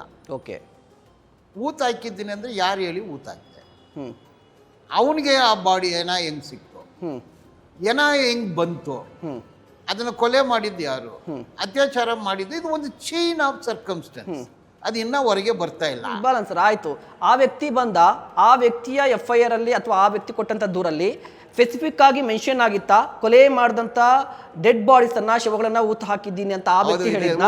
ಸ್ಪೆಸಿಫಿಕ್ ಆಗಿ ಕೊಲೆ ಆಗಿದ್ದಂತ ಮತ್ತೆ ಅತ್ಯಾಚಾರ ಆಗಿದ್ದಂತ ಅಂತ ಇದೆಯಾ? ಈಗ 12 ವಯಸ್ಸು 15 ವಯಸ್ಸು ತಕ್ಕ ಹುಡುಗಿಯರು ಶವವನ್ನು ತಂದು ಕೊಟ್ಟರು, ಅದನ್ನ ನಾನು ಊತಾಕ್ತೆ. ಮತ್ತೆ ಅತ್ಯಾಚಾರ ಅನ್ನೋ ಪದವನ್ನು ಯೂಸ್ ಮಾಡ್ತಾರೆ, ಹೇಗೆ ಗೊತ್ತಾಗುತ್ತೆ ಅತ್ಯಾಚಾರ ಆಗಿದೆ ಅಂತ? ನೋಡಿ, ಅದು FIR 2 ಪೇಜ್ ಇದೆ, ನೀವು ಓದಿ. ಅತ್ಯಾಚಾರ ಅನ್ನೋದು ಥರನೇ ಇದೆ ಅದು. 12 ವಯಸ್ಸು 15 ವಯಸ್ಸು ಕೊಲೆ ಅಂದು ಬರ್ದಿದ್ದಾನೆ. ಈಗ ಅದು ನಿಜ ಇರ್ಬೋದು, ಸುಳ್ಳು ಕೂಡ ಇರ್ಬೋದು, ಯಾಕೆ ಕಾರಣ ಅನ್ನೋದು ಕೂಡ ಇರ್ಬೋದು. ಈಗ ಒಂದು 50 ವರ್ಷದಿಂದ ಈ ವಿಚಾರಗಳು ಬರ್ತಾನೆ ಇದೆ. ಧರ್ಮಸ್ಥಳದಲ್ಲಿ ಕೊಲೆ ಆಯಿತು, ಅತ್ಯಾಚಾರ ಆಯಿತು, FIR ರಿಜಿಸ್ಟರ್ ಆಯಿತು, ತನಿಖೆ ಆಯಿತು. 1983 ಕರ್ನಾಟಕ ಅಸೆಂಬ್ಲಿನಲ್ಲಿ ಡಿಸ್ಕಷನ್ ಆಯಿತು. ಏನಂತ? ಪದ್ಮಲತಾ ಕೊಲೆ ಪ್ರಕರಣ, ಅದನ್ನು ತನಿಖೆ ನಡೆಸಬೇಕು ಅಂದು ಅಸೆಂಬ್ಲಿ ರೆಕಾರ್ಡಲ್ಲಿದೆ, ನನ್ನ ಹತ್ರ ಈಗಲೂ ಇದೆ. ಅಸೆಂಬ್ಲಿನಲ್ಲಿ ಡಿಸ್ಕಷನ್ ಆಯಿತು, ಅಲ್ಲಿರೋ MLA ರೈಸ್ ಮಾಡ್ತಾರೆ. ಅಂದರೆ ಇದು ಮಾಧ್ಯಮದಲ್ಲಿ ಇದೆ, ಅಸೆಂಬ್ಲಿನಲ್ಲಿ ಕೂಡ ಎಕ್ಕೋ ಆಗ್ತಾ ಇದೆ, ಇದೆಲ್ಲನೂ ರೆಕಾರ್ಡು. ಈ ಸಂದರ್ಭದಲ್ಲಿ ಒಬ್ಬ ಎ ಬರ್ತಾನೆ, ಎಗೆ ಬಿ ಗೊತ್ತಿದೆ, ಬಿಗೆ ಸಿ ಗೊತ್ತಿದೆ, ಸಿಗೆ ಡಿ ಗೊತ್ತಿದೆ. ನಿಜಾನ ಸುಳ್ಳ? ನಾನು ಮೊದಲೇ ನಿಮ್ಗೆ ಹೇಳಿದೆ, ಈ ಥರ ಕೊಲೆ ಮಾಡಿರೋನು ಮನುಷ್ಯನಾಗಿರೋಕ್ಕೆ ಸಾಧ್ಯತೆ. ಓಕೆ. ಒಂದು ಕ್ರೂರಿಯಾಗಿ ಇರಬೇಕು, ಎಕ್ಸ್ಟ್ರಾಡಿನರಿಯಾಗಿ ಇರಬೇಕು. ಅದು ಅಂಥದ್ದವನ್ನ ಕಂಡುಹಿಡಿಬೇಕಲ್ಲ. ಈಗ ಒಂದು ಚಾನ್ಸ್ ಸಿಗಿದೆ, ಮೊದಲು ಕಣ್ಣಾರೆ ಕಂಡ ಸಾಕ್ಷಿ ಇಲ್ಲ. ಈಗ ಸೌಜನ್ಯ ಅಂದರೆ ಮತ್ತೆ ಅದ್ರ ಬಗ್ಗೆ ಒಂದು ಕೇಳಿದ್ರಿ ನೀವು. ಹೌದು. ನೋಡಿ, ಆ ಚಾರ್ಜ್ ಶೀಟನ್ನು ನಾನು ಓದಿದೆ, ಜಡ್ಜ್ಮೆಂಟ್ ಕೂಡ ಓದಿದೆ, FIR ಕೂಡ ಓದಿದೆ. ನೋಡಿ, ಅಲ್ಲಿ CCTV ಇರೋ ವಿಚಾರ ಗೊತ್ತಾಗುತ್ತೆ. ಎಲ್ಲಿ? ಧರ್ಮಸ್ಥಳದ. ಓಕೆ. CCTVಯನ್ನು ಯಾಕೆ ಪೊಲೀಸರು ವಶಪಡಿಸ್ಕೊಂಡಿಲ್ಲ, ಅಡ್ಮಿನಿಸ್ಟ್ರೇಷನು CCTVನ ಯಾಕೆ ಕೊಟ್ಟಿಲ್ಲ ಅನ್ನೋದು ಒಂದು ವಿಷಯ. ಯಾವ ಅಡ್ಮಿನಿಸ್ಟ್ರೇಷನ್ ಬಗ್ಗೆ ನೀವು ಮಾತಾಡ್ತಿದ್ರಿ? ಧರ್ಮಸ್ಥಳ ಅಡ್ಮಿನಿಸ್ಟ್ರೇಷನ್, ಟೆಂಪಲ್ ಅಡ್ಮಿನಿಸ್ಟ್ರೇಷನ್, ಅಥವಾ ಅಲ್ಲಿರೋ ಇನ್ಸ್ಟಿಟ್ಯೂಷನ್ಸ್ ಅಡ್ಮಿನಿಸ್ಟ್ರೇಷನು, ಅಲ್ಲಿರೋ CCTVನ ಕೊಡಬೇಕು, ನೋಡ್ಕೊಳ್ಳಯ್ಯ. ಕೊಟ್ಟಿಲ್ಲ. ಕೊಟ್ಟಿಲ್ಲ. ಓಕೆ. ಯಾಕೆ ಕೊಟ್ಟಿಲ್ಲ ಅನ್ನೋದು ಒಂದು ಪ್ರಶ್ನೆ. ಓಕೆ. ಈಗ ಅದರಲ್ಲಿ ಶಾಕಿಂಗ್ ಏನಂದರೆ, ಒಳ ಉಡುಪು ಅನ್ನೋದು ಒಂದು ರೇಪ್ ಪ್ರಕರಣದಲ್ಲಿ ಭಾರಿ ಇಂಪಾರ್ಟೆಂಟು ಮೆಟೀರಿಯಲ್. ಕನೆಕ್ಟ್ ಆಗಿಬಿಡುತ್ತೆ. ಹುಡುಗನದು DNA ಒಳ ಉಡುಪಿನಲ್ಲಿ ಇದ್ದರೆ, ಇವಳು DNA ಅವನ ಉಡುಪಲ್ಲಿ ಇದ್ದರೆ ಕನೆಕ್ಟ್ ಆಗಿಬಿಡುತ್ತೆ. ಒಳ ಉಡುಪು ರಿಕವರಿ ಮಾಡಿದ್ದಾರೆ, ಸೌಜನ್ಯ ಅದು ಒಳ ಉಡುಪು ರಿಕವರ್ ಮಾಡಿದ್ದಾರೆ, ಕೋರ್ಟಲ್ಲಿ ಪ್ರೊಡ್ಯೂಸ್ ಮಾಡಿದ್ದಾರೆ. ಅದನ್ನು ತೋರಿಸ್ತಾರೆ ಅವ್ರ ತಾಯಿಗೆ, ಸೌಜನ್ಯ ತಾಯಿಗೆ, ಇದು ಯಾರ್ದು? ನನ್ನ ಮಗಳದು. ಇದನ್ನ ಪೊಲೀಸರು ನಮ್ಮ ಮನೆಗೆ ಬಂದು ಇದನ್ನು ತೆಗೆದುಕೊಂಡು ಬಂದು ಅಂದು ಹೇಳ್ತಾಳೆ. ಪೊಲೀಸರು CBI CID ಏನು ಹೇಳ್ತಾರೆ, ಸಂತೋಷ್ ರಾವನ್ನ ನಾವು ಬಂಧಿಸಿದ್ದೀವಿ, ಬಂಧಿಸಿದ್ರೆ ಅವನು ಸ್ವಚ್ಛ ಹೇಳಿಕೆ ಕೊಟ್ಟ, ಅದರ ಆಧಾರದ ಮೇಲೆ ಈ ಒಳ ಉಡುಪನ್ನು ರಿಕವರಿ ಮಾಡಿದ್ವು ಅಂತ ಹೇಳ್ತಾರೆ. ಕೋರ್ಟಿಗೆ ಅವರ ಅಪ್ಪ ಒಂದು ಅಪ್ಲಿಕೇಶನ್, ಇವರಿಲ್ಲ ಅಂದ್ರೆ 3 ಹೆಸರು ಹೇಳಿ ಒಂದು ಇಂಪ್ಲೀಡಿಂಗ್ ಅಪ್ಲಿಕೇಶನ್ ಹಾಕ್ತಾರೆ. ಆ CBI ಇದು SPP ಕೂಡ ಥ್ರೆಟ್ ಬಂದಿದೆ ಎಂದು FIR ಆಗಿದೆ, ಚಾರ್ಜ್ ಶೀಟ್ ಕೂಡ ಆಗಿದೆ. ಅಂದರೆ ಅಲ್ಲಿ ನ್ಯಾಯಾಧೀಶರು, ಸಂತೋಷ್ ಅನ್ನೋ ನ್ಯಾಯಾಧೀಶರು ಜಡ್ಜ್ಮೆಂಟ್ ಬರೆದಾಗ ಇನ್ವೆಸ್ಟಿಗೇಷನ್ ತನಿಖೆ ಸರಿಯಿಲ್ಲ, ಒಂದು ನಿರಪರಾಧಿಯನ್ನ ಆರೋಪಿ ಮಾಡಿದ್ದಾರೆ ಎಂದು ಬರೀತಾರೆ. ಆ ಪೊಲೀಸರ ಮೇಲೆ ಆ್ಯಕ್ಷನ್ ತಗೋಬೇಕಂದು ಕೂಡ ಆದೇಶ ಆಗುತ್ತೆ. ಇವತ್ತುವರೆಗೂ ಆದೇಶ ಆಗಿಲ್ಲ. CBIನವರು ಅದನ್ನು ಹೈಕೋರ್ಟ್ಗೆ ತಗೊಂಡು ಹೋಗ್ತಾರೆ. ಯಾಕೆ ತಗೊಂಡು ಹೋದ್ರು ಅವರು? ಹೈಕೋರ್ಟಲ್ಲಿನೂ ಇದರಲ್ಲಿ ಏನು ತಪ್ಪಿಲ್ಲ, ಕರೆಕ್ಟ್ ಇದೆ ಅಂದು ಕ್ಲೋಸ್ ಮಾಡ್ತಾರೆ. ಸೊ ಈಗ ಏನು ಆಗುತ್ತೆ? CBI ಮೇಲೆ ನಮಗೆ ಭಾರಿ ನಂಬಿಕೆ ಇದೆ, CID ಮೇಲೆ ಇದೆ. ಈಗಲೂ CID COD ಎಲ್ಲನೂ IPS ಆಫೀಸರ್ಗಳೇ ಲೀಡ್ ಮಾಡೋದು. ಬಟ್ ಅಂಥದ್ದವ್ರು ಹೆಂಗೆ ಈ ತಪ್ಪು ಮಾಡಿದ್ರು? ಅವನಿಗೆ ಫಿಮೋಸಿಸ್ ಅನ್ನೋ ಕಾಯಿಲೆ ಇದೆ. ಫಿಮೋಸಿಸ್ ಅಂದರೆ ಪೆನ್ನಿಸು ಅನ್ಫೋಲ್ಡ್ ಆಗೋದಿಲ್ಲ, ಅದು ಅಟ್ಯಾಚ್ ಆಗಿರುತ್ತೆ. ಅವರಿಗೆ ಸೆಕ್ಷುವಲ್ ಇಂಟರ್ಕೋರ್ಸ್ ಮಾಡೋಕ್ಕೆ ಬರೋದಿಲ್ಲ. ಅವನು ಒಂದು ಹೋಟ್ಲ್ ಕೆಲಸ, ಅವನು ಮೆಂಟಲಿ ರಿಟಾರ್ಡೆಡ್, ಯಾರ ಹತ್ರನೂ ಮಾತಾಡೋದಿಲ್ಲ. ಜೈಲಲ್ಲಿ ಇದ್ದಾಗಲೂ ಅವನು ಯಾರ ಹತ್ರನೂ ಮಾತಾಡಿಲ್ಲ. ಅವನು ಒಂದು ಹುಡುಗಿನ ಎತ್ಕೊಂಡು ಹೋಗಿ ರೇಪ್ ಮಾಡಿ ಕೊಲೆ ಮಾಡಿ ಆ ಬಾಡಿನ ಮರಕ್ಕೆ ಕಟ್ಟಿ, ಇದು ಒಬ್ಬನ ಕೈಯಲ್ಲಿ ಆಗೋ ಸಾಧ್ಯತೆನಾ? ಆ ಥರ ಅವನು ಮಾಡಿದರೆ, ಆ ಟೈಮಲ್ಲಿ ಅವನು ಧರಿಸಿದ ಬಟ್ಟೆ ಅಂದರೆ ಕನೆಕ್ಟಿಂಗ್ ಮೆಟೀರಿಯಲ್ ಯಾವುದೂ ಇಲ್ಲ. ಓಕೆ. ಸೊ ಈ ಕೇಸು ನ್ಯಾಯಾಧೀಶರೇ ಹೇಳ್ತಾರೆ ಇದು ಸುಳ್ಳು ಕೇಸು ಅಂತ.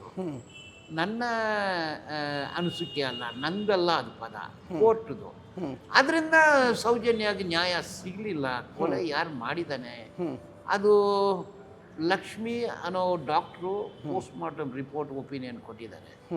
ಇದು ರೇಪ್ ಮರ್ಡರ್ ಅಂತ ಹೇಳ್ತಾರೆ. ಸೊ ಡಾಕ್ಟ್ರು ವರ್ಷನ್ ಅದು.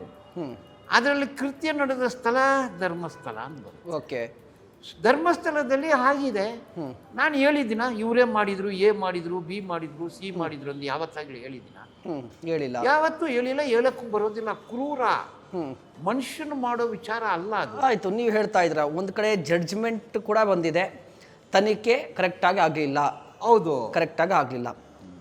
ಪೊಲೀಸರು ಎಡವಟ್ಟನ್ನು ಮಾಡ್ಕೊಂಡಿದ್ದಾರೆ. ಅದು ಜಡ್ಜ್ ಹೇಳಿರೋದು. ಓಕೆ. ಹಾಗಾದ್ರೆ ಸತ್ಯ ಅನ್ನೋದು ಏನೋ ಒಂದು ಇರಬೇಕಲ್ಲ.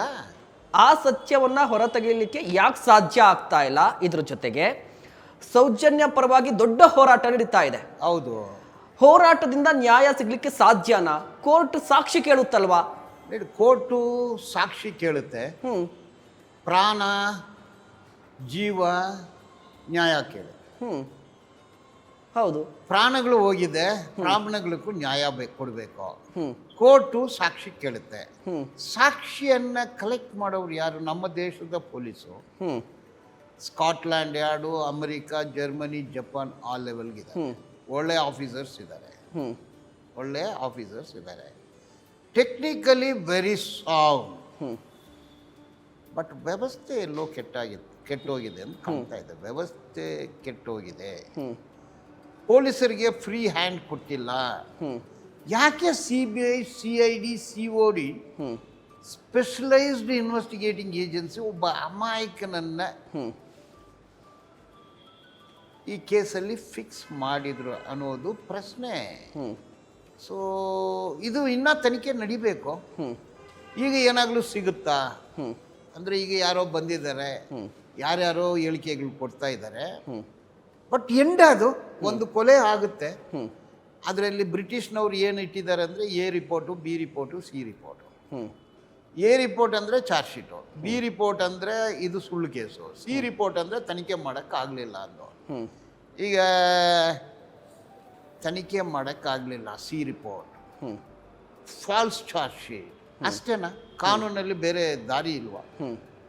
ಸೊ ನಮ್ಮದು ದೇಶದಲ್ಲಿ ಪ್ರಾಣ ನ್ಯಾಯ ಕೇಳುತ್ತೆ, ಕೋರ್ಟು ಸಾಕ್ಷಿ ಕೇಳುತ್ತೆ. ಯಾರು ತಪ್ಪು ಮಾಡಿದ್ದು? ಯಾರು? DNA ಸಿಗುತ್ತೆ, DNA ಫಿಂಗರ್ ಪ್ರಿಂಟಿಂಗ್ ಸಿಗುತ್ತೆ, ಫಿಂಗರ್ ಪ್ರಿಂಟು ಸಿಗುತ್ತೆ, ಬಾಡಿ ಫ್ಲೂಯಿಡ್. ಈಗ ಬಾಡಿ ನನ್ನ ಟಚ್ ಮಾಡಿದರೆ ಟಚ್ DNA. ನಾನು ಒಳ ಉಡುಪು ಹಾಕಿದ್ದೀನಿ, ಅದರಲ್ಲಿ ಯೂರಿನ್ ಇರುತ್ತೆ, ಬಾಡಿ ಫ್ಲೂಯಿಡ್ಸ್ ಇರುತ್ತೆ, ಸ್ವೆಟ್ ಇರುತ್ತೆ, ಇದೆಲ್ಲ DNA ಮೆಟೀರಿಯಲ್. ಆ ಹುಡುಗಿದು ಒಳ ಉಡುಪು ಸಿಕ್ಕಿದ್ರೆ ಆ ಒಳ ಉಡುಪಿನಲ್ಲಿ ಸಿಕ್ತಿತ್ತು ಇದು. ಅದು ಯಾಕೆ ರಿಕವರಿ ಮಾಡಿಲ್ಲ?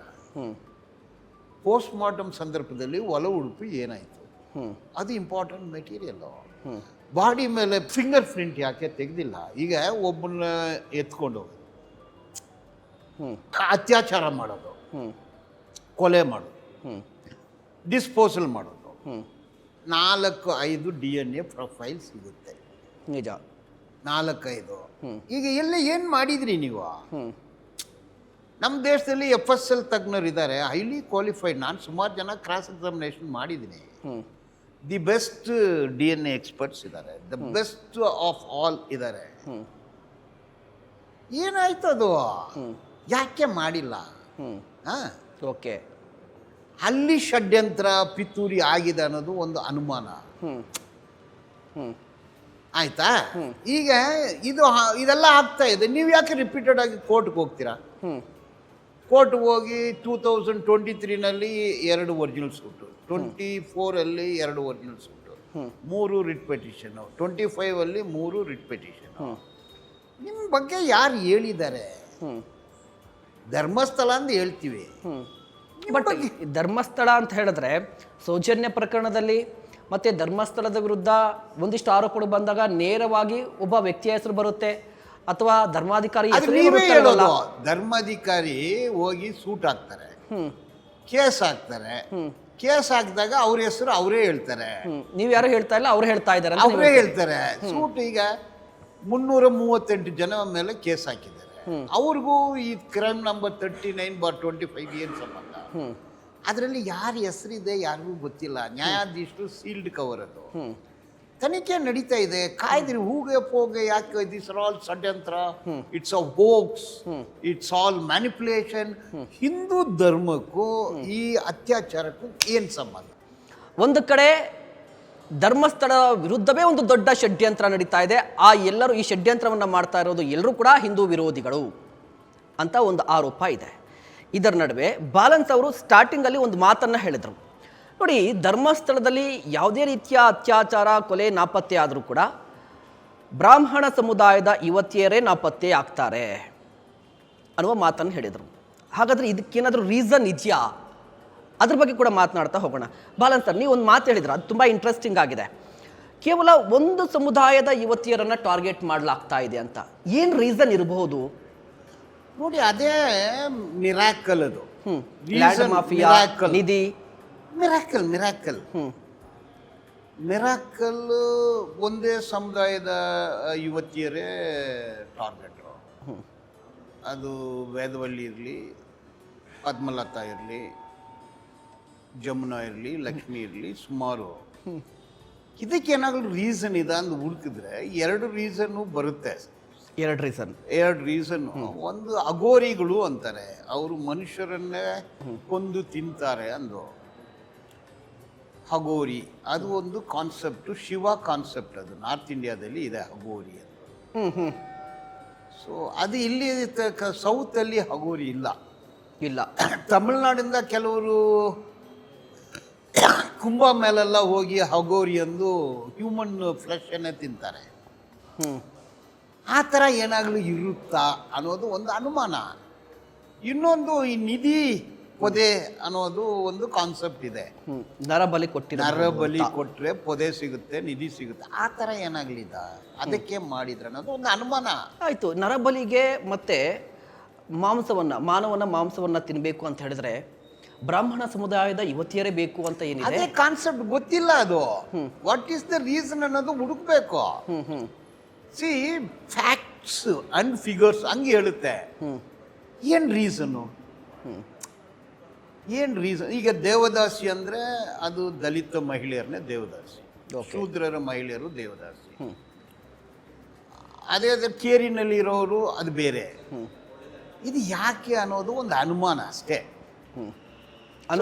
ಇಟ್ಸ್ ಓನ್ಲಿ ಅನುಮಾನ. ಓಕೆ. ಮತ್ತೆ ಒಂದು ಲ್ಯಾಂಡ್ ಮಾಫಿಯಾ ನಡೀತಾ ಇದೆ ಧರ್ಮಸ್ಥಳದಲ್ಲಿ, ಅದು ಸುಮಾರು ಇದೆ. ಅದ್ರ ಬಗ್ಗೆ ಸುಮಾರು ಜನ ತನಿಖೆ ಮಾಡಿದ್ದಾರೆ. ಇನ್ವೆಸ್ಟಿಗೇಟಿವ್ ಜರ್ನಲಿಸಮ್ ಇದೆ. ಇದೇ ಸೌಜನ್ಯ, ಅದು ಬೇರೆ ಹುಡುಗಿ ಟಾರ್ಗೆಟ್ ಇತ್ತು. ಅವರಿಗೆ ಒಂದು 4 ಎಕರೆ ಜಮೀನಿತ್ತು, ಅದನ್ನು ಮಾರಾಟ ಮಾಡಬೇಕಂದು ಕೇಳಿದ್ರು, ಮಾರಾಟ ಮಾಡಿಲ್ಲ. Mistaken identity. ಈ ಸೌಜನ್ಯನ ಕಿಡ್ನಾಪ್ ಮಾಡಿದ್ರು ಅನ್ನೋದು ಕೂಡ ಮಾಧ್ಯಮಗಳಲ್ಲಿ ಬರ್ತಾ ಇದೆ. ಅವ್ರು ಯಾರು? 4 ಎಕರೆ ಜಮೀನು ಅಂದರೆ ಧರ್ಮಸ್ಥಳದಲ್ಲಿ ಲ್ಯಾಂಡು ಅದು ಏನು ಟ್ರಸ್ಟ್ ಅಲ್ಲ, ಒಂದು ಫ್ಯಾಮಿಲಿ ಪ್ರಾಪರ್ಟಿ. ಟ್ರಸ್ಟ್ ಅಲ್ಲ ಅದು, ಫ್ಯಾಮಿಲಿ ಪ್ರಾಪರ್ಟಿ. ಓಕೆ. ಅದು ಮುಜರಾಯಿ ಇಲಾಖೆಯಲ್ಲಿ ಇತ್ತು, ಅದನ್ನು ಡಿನೋಟಿಫೈ ಮಾಡ್ಕೊಂಡಿದ್ದಾರೆ. ಸೊ ಸಾವಿರಾರು ಕೋಟಿಗಳು ಒಂದು ಆದಾಯ ಇರೋ ಒಂದು ದೇವಸ್ಥಾನ, ಅದು ಯಾಕೆ ಒಂದು ಕುಟುಂಬದ ಕೈಯಲ್ಲಿ ಇದೆ ಅನ್ನೋದು ಕೂಡ ಒಂದು. ಅದು ಪಬ್ಲಿಕ್. ಈಗ ತಿರುಪತಿ ಇದೆ, ಸುಮಾರು ಮುಜರಾಯಿ ಕರ್ನಾಟಕದಲ್ಲಿ 44,000 ಮುಜರಾಯಿ ದೇವಸ್ಥಾನಗಳಿದೆ, ಎಲ್ಲ ರಾಜರುಗಳು ಕಟ್ಟಿದ್ದು. ಇದು ಕೂಡ ರಾಜರ ಕಾಲದಲ್ಲಿ ಬಂದಿರೋದೆ. ನಿನ್ನೆ ಮೊನ್ನೆ ಈಗ ಇಲ್ಲಿ ವಿಜಯ ಮಲ್ಯ ಮನೆಯಲ್ಲಿ ಒಂದು ದೇವಸ್ಥಾನ ಇದೆ, ಅವ್ರು ಕಟ್ಟಿದ್ದು. ಗಣಪತಿ ದೇವಸ್ಥಾನ ಅದು ಅವ್ರು ಕಟ್ಟಿದ್ದು. ಅದನ್ನ ನಾವು ಹೋಗಿ ಕೇಳಕ್ಕಾಗತ್ತಾ? ಅವ್ರು ಓಪನ್ ಮಾಡ್ಬೋದು, ಏನಾದ್ರು ಮಾಡ್ಬೋದು. ಬಟ್ ಅದೇ ರೀತಿ ಈಗ ಮೀನಾಕ್ಷಿ ಅಮ್ಮನ್ ಟೆಂಪಲ್ ಮದುರೆಯಲ್ಲಿ ಇದೆ, ಅದು ರಾಜರು ಕಟ್ಟಿದ್ದು. ಮತ್ತೆ ಧರ್ಮಸ್ಥಳ ಮಂಜುನಾಥ ಸ್ವಾಮಿ ಟೆಂಪಲ್, ಮಂಜುನಾಥ ಸ್ವಾಮಿ ಅದು ಹಿಸ್ಟ್ರಿ ನೋಡಿದ್ರೆ ಪೈ ಅನ್ನೋರು ಪುಸ್ತಕ ಬರೆದಿದ್ದಾರೆ, ಕೌಲ್ ಅನ್ನೋರು ಪುಸ್ತಕ ಬರೆದಿದ್ದಾರೆ, ತುಳುನಾಡು ಅನ್ನೋ ಒಂದು ಪುಸ್ತಕ ಇದೆ. ಅದೆಲ್ಲ ಓದಿದ್ರೆ ಅದು ಅಣ್ಣಪ್ಪ ಸ್ವಾಮಿ, ಆಮೇಲೆ ಬುದ್ಧಿಸ್ಟು, ಅದಕ್ಕೆ ಮೊದಲು ಕನ್ಯಾಕುಮಾರಿ, ಕುಮಾರಸ್ವಾಮಿ, ಇನ್ನ 2 ದೇವರು. ಇದು ಡೈಟೀಸ್ ಅಂದರೆ ನೇಟಿವ್ ದೈವಗಳು ಅನ್ನೋದು. ತದನಂತರ ಕದ್ರಿಯಿಂದ ಒಂದು ಪ್ರತಿಮೆ ತಂದರು, ಕದ್ರಿ ಮಂಗಳೂರು, ಅದು ಬುದ್ಧಿಸ್ಟು ಟೆಂಪಲ್ಲು. ಮಂಜೇಶ್ವರ ಅನ್ನೋದು ಬುದ್ಧರ ಹೆಸರು. ಸೊ ಆಮೇಲೆ ಜೈನು, ಆಮೇಲೆ ಹಿಂದೂ. ಇದೆಲ್ಲನೂ ನಾನು ಹೇಳಿದ್ದ, ನಾನೇನು ರಿಸರ್ಚ್ ಮಾಡಿದ್ದೀನಿ, ಆ ಪುಸ್ತಕದಲ್ಲಿ ಬರೆದಿದ್ದಾರೆ. ಓಕೆ. ಅದನ್ನು ಯಾರು ಇದುವರೆಗೆ ಚಾಲೆಂಜ್ ಮಾಡಿಲ್ಲ. ತುಳುನಾಡು ಪುಸ್ತಕವನ್ನು ಯಾರಾಗಲೂ ಚಾಲೆಂಜ್ ಮಾಡಿದ್ದಾರೆ, ಅವ್ರ ಮೇಲೆ ಇಂಜೆಕ್ಷನ್ ತಗೊಂಡಿದ್ದಾರೆ. ಕೌಲ್ ಬರೆದಿದ್ದು 1893, ಅದನ್ನು ಇದುವರೆಗೆ ಯಾರು ಚಾಲೆಂಜ್ ಮಾಡಿಲ್ಲ. ಅಂದರೆ ಅದು ಹಾಗೆ ಇದೆ. ಗೆಜೆಟಿಯರ್ನ ಯಾರಾಗಲೂ ಚಾಲೆಂಜ್ ಮಾಡಿದ್ದಾರೆ, ಗೆಜೆಟಿಯರ್ ಇದೆ. ಅಂದರೆ ಇದು ಇವ್ರ ಕೈಗೆ ಹೆಂಗೆ ಹೋಗುತ್ತೆ ಅನ್ನೋದು ಗೆಜೆಟಿಯರಲ್ಲಿ ಬಂದಿದೆ. ಪೇಜ್ ನಂಬರ್ ಕೂಡ ಹೇಳುತ್ತೆ, ನನ್ನ ಹತ್ರ ಅದು ಇದೆ ಈಗಲೇ. ಓಕೆ, ಒಂಚೂರು ವಿವರಿಸ್ಬಿಡ್ತೀರಾ ಹೇಗೆ ಅವ್ರ ಕೈಗೆ ಹೋಯ್ತು? ನೀವು ಹೇಳ್ತಾ ಇದ್ರಿ ಇಡೀ ದೇವಸ್ಥಾನ ಜೈನ್ ಟೆಂಪಲ್ ಅನ್ನೋ ರೀತಿಯಲ್ಲೂ ಕೂಡ ಹೇಳ್ತಾ ಇದ್ರಿ. ಏನು ಎಕ್ಸಾಕ್ಟ್ ಆಗಿ ಏನು ಧರ್ಮಸ್ಥಳ? ಅದೇ ಬುದ್ಧಿಸಮ್ಮು, ಜೈನಿಸಮ್ಮು, ತದನಂತರ ಹಿಂದೂಯಿಸಮ್. ಈಗ ತಾವು ಹೇಳೋದು ಮಂಜುನಾಥ ಸ್ವಾಮಿ. ಮತ್ತೆ ಇನ್ನೊಂದು ಪ್ರಶ್ನೆ ಇದಕ್ಕೆ ಆ್ಯಡ್ ಮಾಡ್ತೀನಿ ಬಲನ್ ಸರ್. ಶ್ರೀ ಮಂಜುನಾಥ ಸನ್ನಿಧಿ ದೇವಸ್ಥಾನ ಧರ್ಮಸ್ಥಳದಲ್ಲಿ ಹೊರತುಪಡಿಸಿ ಬೇರೆ ಎಲ್ಲೂ ಕೂಡ ನಿಮ್ಗೆ ಸಿಗಲ್ಲ. ಅದು ಇದ್ರ ಬಗ್ಗೆ ಏನು ಹೇಳ್ತೀರಿ? ಅದ್ರ ಬಗ್ಗೆ ಮಾತಾಡೋಣ. ಬಟ್ ಈ ಧರ್ಮಸ್ಥಳ ಮಂಜುನಾಥ ಸ್ವಾಮಿ ಟೆಂಪಲ್ ಹೇಗೆ ಬಂತು ಅದ್ರ ಬಗ್ಗೆ ನೋಡಿ. ಮಂಜುನಾಥ ಟೆಂಪಲ್ ಹೇಗೆ ಬಂತು ಅನ್ನೋದು ತುಳುನಾಡು ಅನ್ನೋ ಪುಸ್ತಕದಲ್ಲಿ ಪಯ್ಯನವರು ಬರೆದಿದ್ದಾರೆ, ಸುಮಾರು ಜನ ಬರೆದಿದ್ದಾರೆ. ಅದು ಅಣ್ಣಪ್ಪ ಸ್ವಾಮಿ ಅನ್ನೋರು ಅಲ್ಲಿಂದ ಬುದ್ಧಿಸ್ಟ್ ಟೆಂಪಲ್ ಆಗಿದ್ದು, ಅದು ಜೈನ್ ಟೆಂಪಲ್ ಆಗಿ ಆಮೇಲೆ ಹಿಂದೂ ಟೆಂಪಲ್ ಆಗಿ ಬಂದಿದೆ. ಈಗ ಮಂಜೇಶ್ವರ್ ಅನ್ನೋದು ಬುದ್ಧರ ಹೆಸರು, ಆಮೇಲೆ ಮಂಜುನಾಥ ಸ್ವಾಮಿ. ಈಗ ತಮಿಳುನಾಡಲ್ಲಿ ಮಂಜುನಾಥ್ ಅನ್ನೋ ಹೆಸರು ಯಾರು ಇಲ್ಲ, ಕರ್ನಾಟಕದಲ್ಲಿ ಇಲ್ಲ, ಆಂಧ್ರದಲ್ಲಿ ಇಲ್ಲ, ಕೇರಳದಲ್ಲಿ ಇಲ್ಲ. ಬಟ್ ಶಿವಭಕ್ತರಿದ್ದಾರೆ, ಆಂಧ್ರದಲ್ಲಿಲ್ಲ, ಇದ್ದಾರೆ. ಅಲ್ಲಿನೂ ಶಿವಭಕ್ತರಿದ್ದಾರೆ. ಮಂಜುನಾಥ ಅನ್ನೋ ಹೆಸರು ಅಲ್ಲಿಲ್ಲ. ನಾರ್ತ್ ಇಂಡಿಯಾದಲ್ಲಿ ಮಂಜುನಾಥ್ ಅನ್ನೋ ಹೆಸರು ಯಾರಿಲ್ಲ, ಶಿವಭಕ್ತರಿದ್ದಾರೆ. ನಾರ್ತ್ ಇಂಡಿಯಾದಲ್ಲೂ ಇಲ್ಲ, ಸೌತ್ ಇಂಡಿಯಾದಲ್ಲೂ ಇಲ್ಲ. ಸೌತ್ ಇಂಡಿಯಾದಲ್ಲಿ ಪ್ರಮುಖವಾಗಿ ಕೇರಳ, ಆಂಧ್ರ ಪ್ರದೇಶ್, ತೆಲಂಗಾಣ, ಕರ್ನಾಟಕ ತಗೊಳ್ಳಿ. ಕರ್ನಾಟಕದಲ್ಲಿ ಮಾತ್ರ ಬರೀ ಧರ್ಮಸ್ಥಳದಲ್ಲಿ ಇದ್ದಾರೆ. ಕರ್ನಾಟಕದಲ್ಲಿ ಮಾತ್ರ ಮಂಜುನಾಥ ಹೆಸರು ಬರುತ್ತೆ. ಅಂದ್ರೆ ಮಂಜೇಶ್ವರ್ ಮಂಜುನಾಥ ಸ್ವಾಮಿ ಆಗಿದ್ದಾರೆ. ಮಂಜೇಶ್ವರ ಇದ್ರ ಬಗ್ಗೆ ಕರೆಕ್ಟಾ ತಪ್ಪ ಅಂದು ನಂದು ಏನು ಅದ್ರ ಬಗ್ಗೆ ವಿಶ್ಲೇಷಣೆ ಅಲ್ಲ. ನಂಬಿಕೆ ಅವ್ರವ್ರ ನಂಬಿಕೆ ಅವ್ರವ್ರದ್ದು. ಹೌದು. ನೀವು ಮಂಜುನಾಥ ಸ್ವಾಮಿ ನಂಬ್ತೀರಾ, ನಂಬ್ಕೊಂಡು ಹೋಗಿ. ನೀವು ಬುದ್ಧರ ನಂಬ್ತೀರಾ, ನಂಬ್ಕೊಂಡು ಹೋಗಿ. ನಮ್ಗೇನು ಅಭ್ಯಂತರ ಇಲ್ಲ. ನೀವು ಹೋಗಿ ಅಲ್ಲಿ ದುಡ್ಡು ಕೊಡ್ತೀರಾ, ಕೊಡಿ ಎಲ್ಲ. ಇದು ಇಷ್ಟೊಂದು ನಂಬಿಕೆ ಇರೋದು ಇದು ಯಾಕೆ ಸಾರ್ವಜನಿಕವಾಗಿ ಒಂದು ಮುಜರಾಯಿ ಇಲಾಖೆಯಲ್ಲಿ ಯಾಕೆ ಇಲ್ಲ? ಒಂದು ಫ್ಯಾಮಿಲಿ ದೇವರನ್ನೇ ಓನ್ ಮಾಡೋಕ್ಕಾಗುತ್ತಾ? ಅದರಲ್ಲಿ ಬರೋ ಇದು ಯಾವುದು ಆಫರಿಂಗ್ಸು, ದುಡ್ಡು, ಕಾಸು, ಇದು ಒಂದು ಫ್ಯಾಮಿಲಿಗೆ ಹೋಗುತ್ತಾ? ಅದರಿಂದ ದೊಡ್ಡ ಎಂಪೈರು. ಈಗ ಮೈಕ್ರೋ ಫೈನಾನ್ಸ್ 40,000 ಕೋಟಿ ಅಂತಾರೆ. ಸುಮಾರು FIRಗಳಿದೆ, ನನ್ನ ಹತ್ರ ಈಗಲೂ ಇದೆ FIR.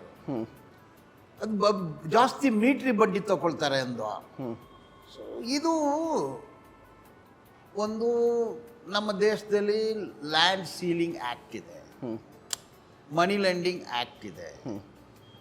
ಸೊ ಕಾನೂನು ರೀತಿ ದೇಶ ನಡಿಬೇಕು. ಇದು ಹೆಂಗೂ ಒಂದು ಫ್ಯಾಮಿಲಿಗೆ ಬಿಟ್ಕೊಟ್ಟಿದ್ದಾರೆ.